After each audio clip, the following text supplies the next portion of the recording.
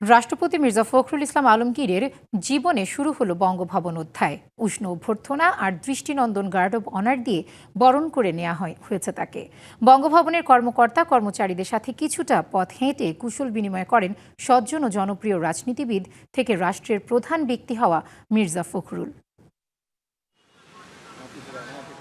রবিবার সকাল রাজধানীর হেয়ার রোড থেকে বঙ্গভবন বদলে গেল ঠিকানা। দেশের ২৩তম রাষ্ট্রপতি মির্জা ফখরুল ইসলাম আলমগীর বাসিন্দা হলেন বঙ্গভবনের।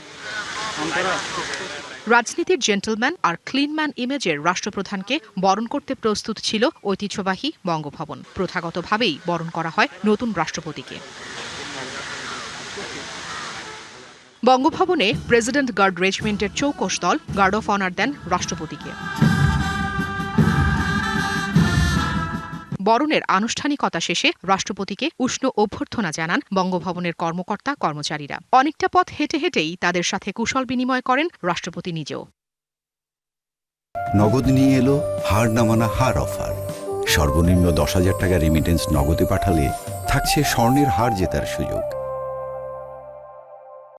সংসদ সদস্যদের সরাসরি ভোটে ২০ আগস্ট রাষ্ট্রপতি নির্বাচিত হন বর্ণাঢ্য রাজনীতিবিদ মির্জা ফখরুল ইসলাম আলমগীর। ২১ আগস্ট বঙ্গভবনে রাষ্ট্রপ্রধানের শপথ নেন তিনি। আর ২২ আগস্ট থেকে শুরু হলো তার বঙ্গভবনে বসবাস। Afrin Anwar, DBC news, Dhaka.